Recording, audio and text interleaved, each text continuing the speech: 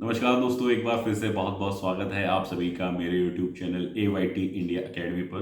दोस्तों, आज की जो वीडियो है, इस वीडियो के अंदर हम देखने वाले हैं एक CNC मशीनिंग का आवरली प्रोडक्शन रिपोर्ट का फॉर्मेट कैसा होता है और उसको कैसे आप लोग भी तैयार करो जिससे कि मैक्सिमम से मैक्सिमम आउटपुट आप लोग ले पाओ। तो चलिए फिर ज़्यादा वक्त ना गवाते हुए शुरू करते हैं वीडियो को। Let's start. दोस्तों, जो सबसे पहले हमारा यहाँ पे आया वो आया फॉर्मेट का नाम आवरली प्रोडक्शन रिपोर्ट। जैसे कि इसके नाम से ही पता चलता है कि हम घंटे के घंटे प्रोडक्शन को रिकॉर्ड करने वाले हैं।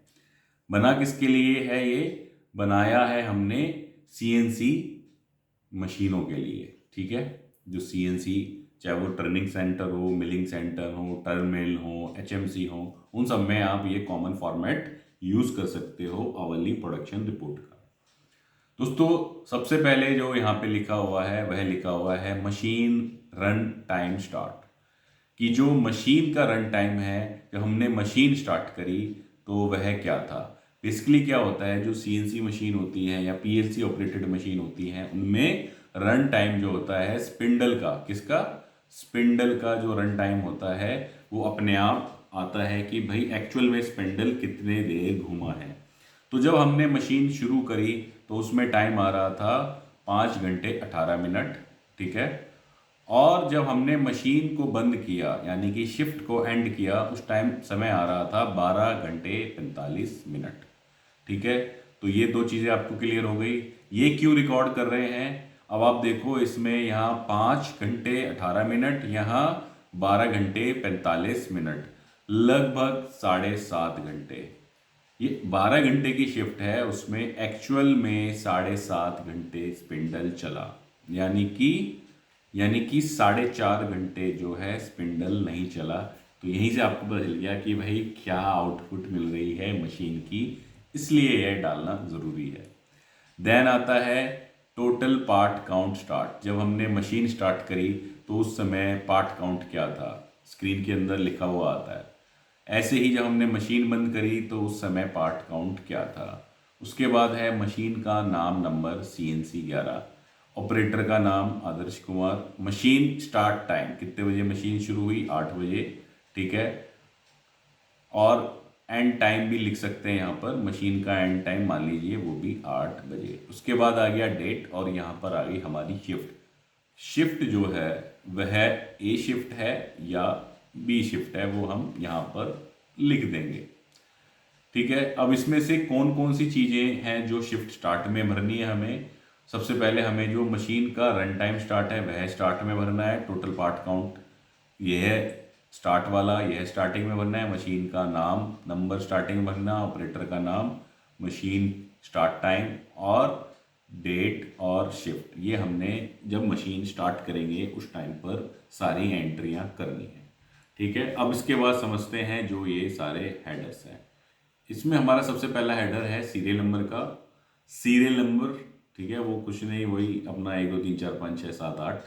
ठीक है, जैसे रिमार्क्स होता है ना, टिप्पणी वाला कॉलम, ऐसे सीरियल नंबर वाला कॉलम भी ऐसे होता है। इससे क्या है, रीडेबिलिटी बढ़ जाती है। ये सीधा सीधा जहाँ लंबा डेटा होगा तो वहाँ पता चल जाएगा भाई 162 सीरियल नंबर पे ये एंट्री है। देन आ गया टाइम। टाइम में क्या, 8 से 9, 9 से 10, 10 से 11, मतलब 1 आवर के इंटरवल पे हमने यहाँ पर टाइम को डाल दिया। देन पार्ट नेम नंबर, कि यह पार्ट कौन सा बन रहा है, ये पार्ट बन रहा है भाई इस पे XYZ पार्ट नंबर 1 2 3। देन है ऑपरेशन नंबर। जब कोई कंपोनेंट बनता है तो उसमें कई सारे ऑपरेशन होते हैं। कि भाई मान लो मेरे को एक कंपोनेंट बनाना है तो उसमें OP10 होगा, फिर 20 होगा, फिर 30 होगा, फिर 40 होगा, पता चला 90 पर जाकर प्रोडक्ट फाइनल हुआ। तो हमने यहाँ पर वही लिखना है कि ये जो हम पार्ट बना रहे हैं ये उसका कौन सा ऑपरेशन नंबर है। ये हमें कहाँ से पता चलेगा, ये हमें प्रोसेस कंट्रोल शीट से पता चलेगा। उस पर लिखा होता है प्रोसेस शीट के ऊपर OP10/30 लिखा होगा। कि मान लीजिए कि भैया इसमें टोटल 3 ऑपरेशन है और यह उसका पहला ऑपरेशन है OP10। उसके बाद है इस पे साइकिल टाइम। साइकिल टाइम के अंदर हमने क्या लिया हुआ है, एक्चुअल मशीनिंग टाइम लिया हुआ है और साथ में लोडिंग अनलोडिंग टाइम लिया हुआ है। CNC के अंदर क्या होता है, कंपोनेंट को लगाने और निकालने में भी कुछ समय लगता है। तो वह भी टाइम लिया जाता है प्रोसेस टाइम के अंदर। तो इसके अंदर क्या है, जो मशीनिंग टाइम है वो 7 मिनट 11 सेकंड है और लोडिंग अनलोडिंग टाइम है 45 सेकंड। तो मोटा मोटी देखा जाए तो 7 मिनट 56 सेकंड हमारा इसका क्या हो गया, प्रोसेस टाइम हो गया है। ठीक है, उसके बाद आ गया नंबर ऑफ पीस पर मशीनिंग साइकिल। ये किस लिए लिखा है कि जो फिक्चर्स होते हैं, जैसे कि जो बेसिकली बीएमसी के अंदर फिक्चर्स लगाए जाते हैं, उसमें क्या होता है कई बारी एक ही साथ में 4-4 5 पीस जो हैं वो सेट कर दिए जाते हैं। तो यहाँ पे लिखना क्यों ज़रूरी है, यहाँ पे तो एक ही है, कहीं 5 होगा तो उसमें साइकिल टाइम आधा हो जाएगा, क्योंकि उतनी देर में 5 पीस बन रहे होंगे। हम तो टोटल टाइम लिखेंगे, उसको डिवाइड करके यहाँ पर हम निकाल सकेंगे। देन आ गया टारगेट, जो हमने साइकिल टाइम लिया और ये नंबर ऑफ पीसेस लिया, इससे निकल के आया कि हमारा 1 घंटे में टारगेट, यानी कि इस घंटे का टारगेट 8 से 9 के टारगेट में 7.5 पीस बनने चाहिए। ठीक है, अब आप बोलोगे 7.5 कैसे बनेंगे, तो भैया 2 घंटे के मिला के 13 बन जाएंगे, ये कॉमन सेंस है। अब यहाँ पे नीचे आप ज्ञान मत देने लग जाना कि भाई 7.5 कैसे बनेंगे, ये कॉमन सेंस वाली बात है। उसके बाद में आ गया यहाँ पर हमारा मशीन पार्ट काउंट नंबर। जब ये घंटा ख़त्म हो गया तो उस समय पार्ट काउंट नंबर क्या था, यहाँ पर था हमारा 43 और ये बढ़ के कितना हो गया 47, यानी कि 4 पीस हमने इसमें बनाए। अगर कोई पीस रिजेक्ट हुआ तो वो हमने लिख दिया यहाँ पर, नहीं तो 0 लिख देंगे। देन आ गया प्रोडक्शन टाइम और डाउन टाइम। यहाँ पे हमने सारे डाले हमें रीज़न, डाउन टाइम, जिस जिस वजह से मशीन हमारी बंद हो सकती है।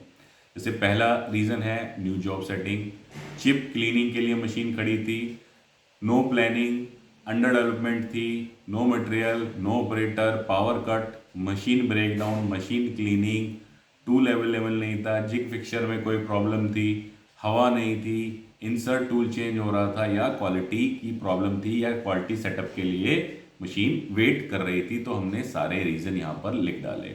अब ऑपरेटर ने टिक किया यहाँ पर, यानी कि क्वालिटी कॉलम वाले पर। यहाँ वह समय भी लिख सकता है, ठीक है, कि यहाँ 10 मिनट, लेकिन उसने क्या किया, यहाँ पर टिक किया और समय यहाँ लिख दिया कि मेरे 10 मिनट जो है इसमें लॉस हो गया। तो एक्चुअल में मशीन का प्रोडक्टिव टाइम कितना हुआ, 50 मिनट। ठीक है, तो ऐसे ही करते करते हम पूरे इसमें 12 घंटे का रिपीट करेंगे। अगर सेम पार्ट चल रहा है तो इस तरीके से यहाँ पे कोमा, ये डबल कोमास इस तरीके से लगा सकते हैं। ठीक है, अगर पार्ट यहाँ पे चेंज हो जाता है, मान लीजिए 2 बजे पार्ट चेंज हो गया, तो हम यहाँ पे पार्ट लिख देंगे और उसकी रीडिंग्स यहाँ पर बदल जाएंगी और उसके बाद से इसको फिर से भरना शुरू कर देंगे। बाकी ऊपर की चीज़ें सारी सेम रहेंगी। ठीक है, लास्ट में जो है ये रिपोर्ट का हमने यहाँ पे टोटल करना है। ये जो है आपको दिखाई दे रहा है कि टोटल पीस कितने बने, 62। ठीक है, और यहाँ टोटल टारगेट भी लिखेंगे कि कितना बनना था। इसी से हमारी क्या निकल के आएगी, यहाँ पर एफिशिएंसी निकल के आ जाएगी। रिपोर्ट किसने बनाई, ऑपरेटर ने। ठीक है, उसके यहाँ पर साइन हो गए। चेक किसने किया, सुपरवाइज़र ने। उसके बाद रिव्यू किसने किया, प्रोडक्शन मैनेजर ने। ठीक है, तो दोस्तों ये है हमारी आवरली प्रोडक्शन रिपोर्ट। अब इसका फ़ायदा क्या है, जैसा आप यहाँ देख रहे हो कि उसके सामने टारगेट लिखा हुआ है हर घंटे का ऑपरेटर के सामने, तो उसको एक टारगेट मिला हुआ है कि भाई 7.5 पीस बनाने हैं। तो उस पर एक मोटिवेशन रहेगा कि भाई मैंने 7.5 पीस बनाने हैं। अब उसको पता ही नहीं, उसको पूरे दिन का पता है 100 पीस बनाने हैं, जहाँ पर पूरे दिन की प्रोडक्शन नोट होती है। तो उसने पता है 100 पीस बनाने हैं, पता शाम को जाते जाते पता चला कि किसी घंटे में बहुत ज़्यादा एफिशिएंसी डाउन हो गई। अब उससे सुपरवाइज़र सवाल कर रहा है, उसके पास कोई डिटेल नहीं है। तो यहाँ पे क्या है, हर एक घंटे का हिसाब है। तो कोई सुपरवाइज़र, मैनेजर कुछ भी पूछे, तुरंत ऑपरेटर बता सकता है कि भाई ये तो यहाँ 30 मिनट जो है क्वालिटी प्रॉब्लम थी, दूसरे घंटे में आप मेरे से क्यों बोल रहे हो, ये आउटपुट कम आई है। ठीक है, तो इस तरीके से जो है आप एक hourly production report CNC machining की बना सकते हो। कुछ लोग क्या करते हैं, इसी के अंदर क्वालिटी के इश्यूज भी डाल देते हैं, तो कंबाइंड रिपोर्ट भी बन जाती है। वो भी हमारे पास फॉर्मेट है, जल्द ही उसके ऊपर भी एक वीडियो बनाएंगे जिसमें हम आपको समझाएंगे कि सीएनसी की एक आवरली प्लस कंबाइंड क्वालिटी की रिपोर्ट भी कैसे तैयार की जा सकती है। उम्मीद है दोस्तों वीडियो आप लोगों को पसंद आई होगी। वीडियो पसंद आई है तो वीडियो को लाइक करना ना भूलें, और चैनल पे पहली बार आए हैं तो चैनल को सब्सक्राइब भी कर दें। धन्यवाद।